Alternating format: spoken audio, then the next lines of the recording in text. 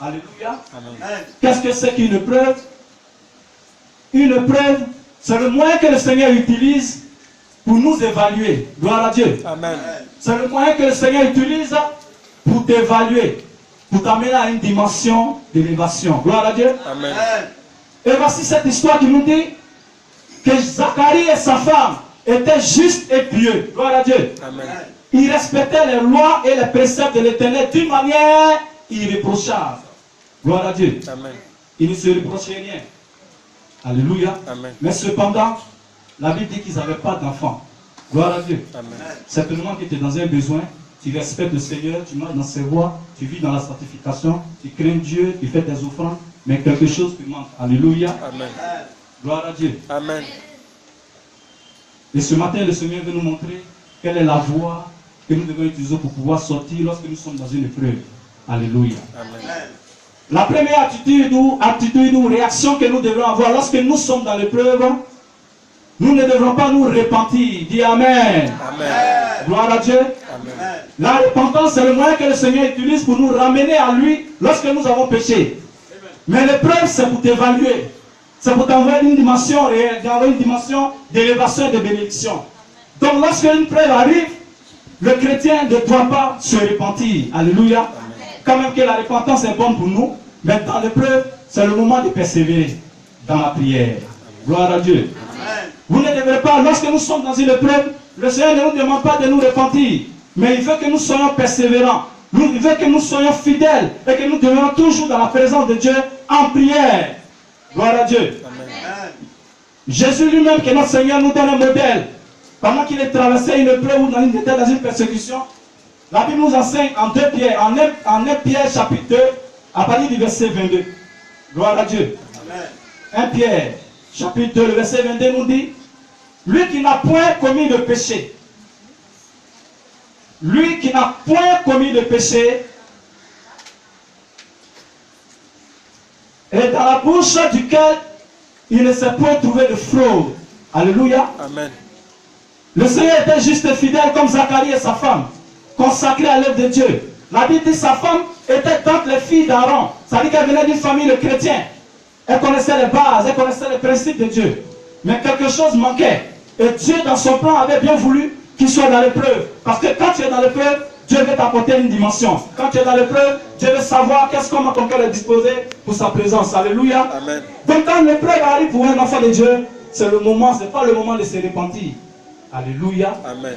Ce n'est pas le moment de se repentir, mais c'est le moment de persévérer dans la prière. La persévérance dans la prière. Gloire à Dieu. Amen. La deuxième attitude que je demande au Seigneur, nous demande d'avoir lorsque nous sommes dans une épreuve, nous ne devons pas nous défendre. Lorsque tu traverses une épreuve, lorsque vous êtes persécuté, dans la persécution, dans l'épreuve, le chrétien ne se défend pas. Gloire à Dieu. Amen. Le chrétien doit garder le silence dans l'épreuve. Lorsque vous gardez le silence dans l'épreuve, parce que le silence d'un enfant de Dieu amène un mouvement spirituel dans le monde, amène le monde spirituel à réagir. Gloire à Dieu. Parce que lorsqu'un chrétien dans l'épreuve garde le silence, Dieu s'élève pour se manifester. Dieu s'élève pour témoigner que ce n'est ni une attaque, mais c'est lui qui permet ces choses. Gloire à Dieu. Amen. Voici l'attitude que le Seigneur nous demande. Lorsque chacun d'entre nous traverse une épreuve, la première chose, il ne nous demande pas de nous repentir. La deuxième chose, il ne nous demande pas de nous défendre. Gloire à Dieu. Amen. Le Seigneur lui-même, lorsqu'il était au tribunal, devant Hérode, la Bible marquait toutes les questions que Hérode, en tant que roi, lui posait. Il garda le silence. Dis à ton frère, garde le silence maintenant, parce que tu es dans une épreuve. Non, dis à ton voisin, gardons le silence. Le Seigneur veut que nous gardons le silence quand nous sommes dans une épreuve. Parce que l'épreuve n'est pas une malédiction. L'épreuve est une source de bénédiction, au contraire, pour nous qui croyons au Seigneur Jésus-Christ. Amen. Alors le passage, vous prenez Luc chapitre 23, à partir du verset 9 au verset 10. Matthieu 6 chapitre 26, le verset 62 au verset 63. Gloire à Dieu. Amen. La troisième attitude que le Seigneur nous demande d'avoir, la réaction que nous devons avoir face à l'épreuve, c'est que dans l'épreuve, Dieu nous demande de témoigner. Quand vous traversez des épreuves difficiles, où tout le monde vous a abandonné, Parfois, vous perdez la foi. Parce que Zacharie et sa femme, la Bible dit toutes, tellement ils avaient espéré avoir un enfant. Arrivé un moment, ils ont commencé à douter parce qu'ils étaient avancés en âge. Ils étaient très avancés en âge. Et quand tu avances dans l'œuvre de Dieu, quand vous tirez dans l'œuvre de Dieu sans voir l'espoir, quand vous tirez dans l'œuvre de Dieu sans voir la réaction, sans voir la promesse de Dieu, dis à ton frère certainement que tu as bien envie de te détourner. Gloire à Dieu. Et même de désister. Mais ce que le Seigneur te demande ce matin, vous n'avez pas besoin de vous décourager. Mais dans l'épreuve, Dieu veut que tu rendes témoignage. Le Seigneur veut que tu rendes témoignage pendant que tu es dans ton épreuve. Alléluia. Amen. L'épreuve, quand le Seigneur apporte une épreuve, il n'apporte pas une épreuve nationale, mais il apporte une épreuve au niveau individuel. Gloire à Dieu. Amen. Parce que Dieu fait quelque chose avec toi. Dieu veut avancer avec toi. C'est pourquoi Dieu veut que dans l'épreuve, nous témoignons de sa bonté et nous témoignons de lui. Gloire à Dieu. Amen. Pour pouvoir témoigner le Seigneur lui-même, nous dit en Jean chapitre 18, à partir du verset 33 à 37, que Pilate lui demandait, es-tu le roi des Juifs? Jésus lui demande, tu l'as dit.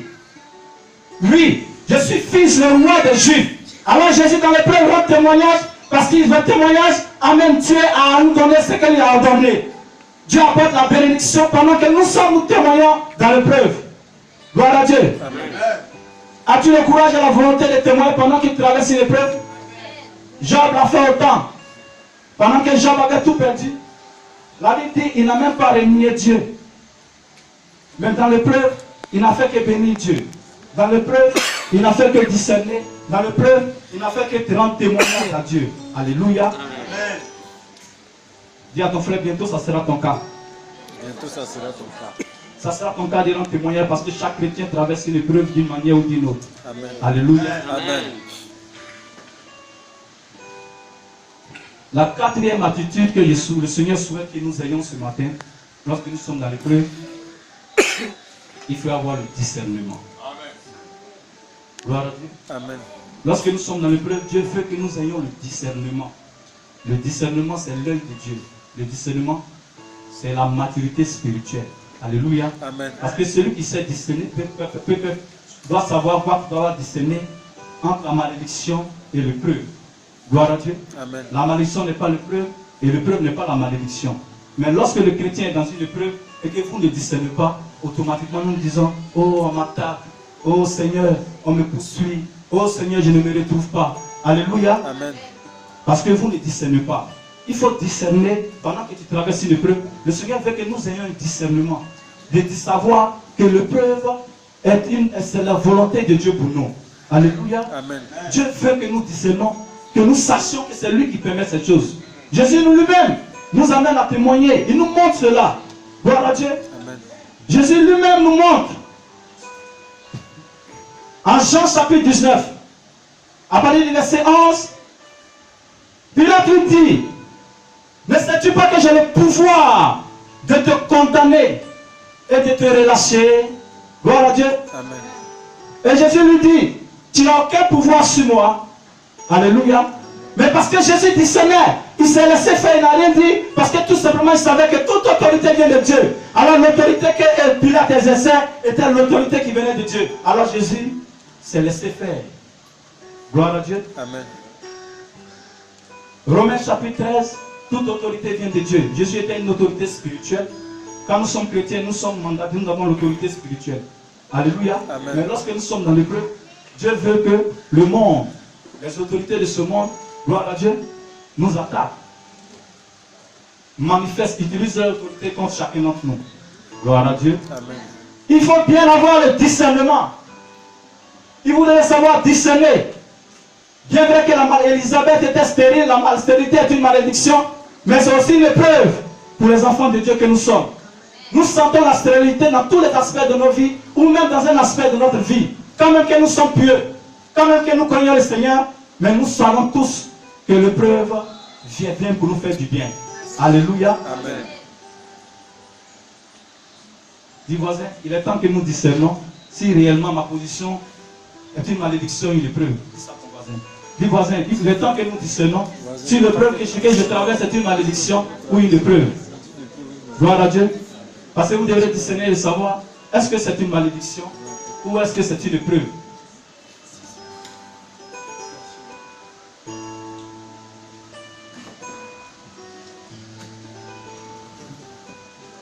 Après le discernement, vous devez tout simplement avoir, ne devez pas, le chrétien ne doit même pas trembler face aux difficultés dans l'épreuve. Alléluia. Amen. Vous ne devez pas trembler. Parce que celui qui tremble doute de sa foi. Et il doute de celui qui est le consommateur de notre foi. Gloire à Dieu. Amen. Le Seigneur permet que nous soyons éprouvés parce qu'il veut changer notre nom. Il veut nous donner un nouveau témoignage. La Bible dit, il sera grand. Ton fils sera grand. Il sera sujet de bénédiction et de joie pour toute la famille. Gloire à Dieu. Amen. Mais avant que ce témoignage ne vienne, avant que Jean-Baptiste ne naisse, avant que son nom soit prononcé, ses parents ont traversé une épreuve. Alléluia. Amen. Tant que vous ne discernez pas, tant que nous ne savons pas prendre là, vous ne discernez pas la volonté de Dieu, alors l'épreuve peut durer longtemps et longtemps. Alléluia. Amen. La durée d'une épreuve dure 1 mois, dure 9 mois. Alléluia. Amen. La durée d'une épreuve dure 9 mois, sinon 1 an. Gloire à Dieu. Amen. Équivaut à la naissance quand une femme porte une grossesse, jusqu'à 9 mois elle doit accoucher. Alléluia. Amen. Mais la malédiction dépasse, fait des années et des années. Alléluia. Amen. Demande encore à ton voisin, ce que je traverse, est-ce que c'est une malédiction ou une épreuve? Parce qu'une épreuve dure 1 an. Une épreuve dure 1 an et une malédiction est toujours continuelle. Elle est répétitive. Gloire à Dieu. Cinquième attitude que le Seigneur nous demande lorsque nous sommes dans l'épreuve. Cinquième réaction que le Seigneur nous demande. Pendant que nous aspirons à la bénédiction de l'Éternel et que les choses tardent et que les choses durent. Quelle réaction nous devons avoir? La cinquième attitude que le Seigneur nous demande d'avoir, c'est de ne pas murmurer. Gloire à Dieu. Amen. Ça, c'est le chrétien aime murmurer. Dis Amen. Lorsque nous sommes dans l'épreuve, le Seigneur refuse que nous murmurons. Mais le chrétien, dans l'épreuve, murmure. Gloire à Dieu. Amen. Il murmure. Il murmure. Pourquoi c'est moi? Et pourquoi c'est à moi que ça arrive? Seigneur, tu ne vois pas mon voisin? Seigneur, je ne comprends pas. J'ai posé des actes pour toi. Mais ce n'est pas normal, Seigneur. Seigneur agit. Seigneur agit. Il n'agira pas. Gloire à Dieu. Parce qu'il ne veut pas que nous murmurons lorsque nous sommes dans une épreuve. Alléluia. Nous ne devons pas murmurer. Parce que Jean chapitre 18, le verset 11 nous dit, Jésus dit, ne boirai-je pas la coupe de mon Père? Remets ton couteau dans ton épée, dans ton fourreau. Il s'adressait à Jean, à Pierre. Gloire à Dieu. Ne boirai-je pas la coupe de mon Père? Nous savons que la coupe est aussi le symbole, le signe de l'épreuve. Et Pierre, dans son ignorance, sans savoir discerner si c'était une épreuve ou pas, voulant empêcher le Seigneur d'atteindre le stade que le Seigneur lui demandait. Alors il répond à Pierre lui disant, non, je n'ai pas besoin de murmurer, je n'ai pas besoin de douter. Ne boirai-je pas la coupe de mon Père? Ne boirai-je pas la coupe de mon Père? Je ne murmurerai pas. Remets ton épée dans ton fourreau et laisse faire les choses. Gloire à Dieu. Amen. Quand nous sommes dans l'épreuve, nous ne devons même pas calomnier ni murmurer. Quand nous sommes dans l'épreuve, c'est là le chrétien voit que l'homme de Dieu n'a pas l'onction. Alléluia. Amen. S'il avait l'onction, il fallait me toucher. Gloire à Dieu. Présentement, même tu es déjà touché par la parole de Dieu. Amen. Est-ce que tu peux acclamer le Seigneur?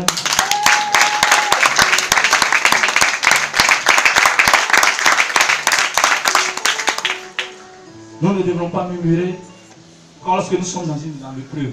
Alléluia. Amen. Jésus nous a montré cela à plusieurs reprises. Et c'était normal qu'il parte, qu'il boive la coupe de son Père. Gloire à Dieu. Amen.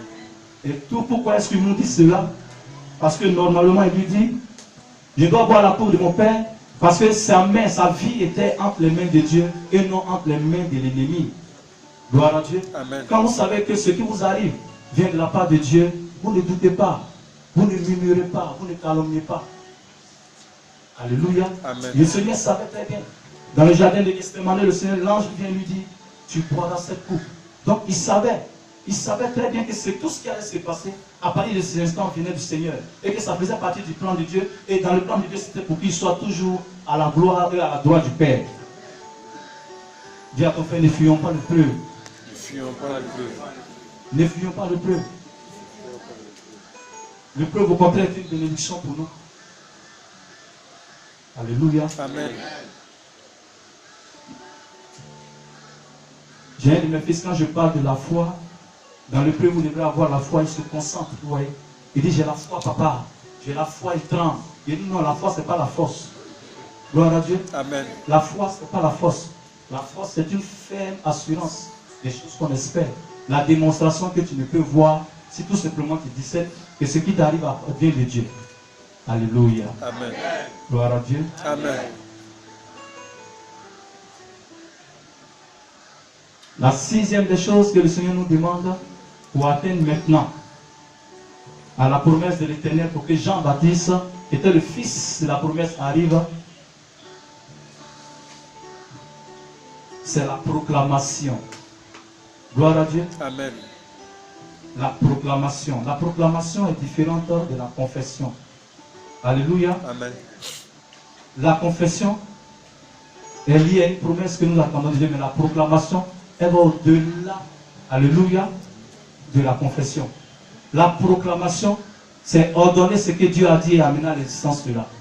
Alléluia. Amen. Vous devrez ordonner, vous devrez savoir proclamer. La confession est limitée, gloire à Dieu, à une promesse. Seigneur, tu as dit que l'homme quittera son père et sa mère, s'attachera à sa femme, et tout Dieu deviendra une seule chair. Vous voyez, donc votre confession est limitée à la promesse. Gloire à Dieu. Mais la proclamation va au-delà de cette promesse. Gloire à Dieu. Amen. Est-ce que tu es prêt à proclamer des paroles avec moi? Amen. Est-ce que tu es prêt à proclamer des paroles avec moi? Amen. Afin que ce Jean-Baptiste qui est source de bénédiction pour toi arrive. Alors acclame le Seigneur et on va se tenir debout. Nous allons prier.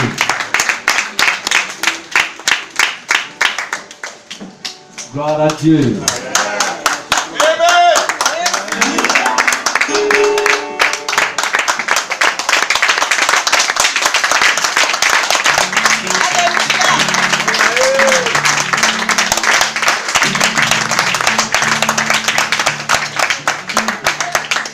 L'obéissance à la voix de l'Éternel vaut mieux que les sacrifices. Sinon, vaut mieux que les efforts. Je demande à chacun d'entre nous de faire un effort de se tenir debout parce que nous allons proclamer.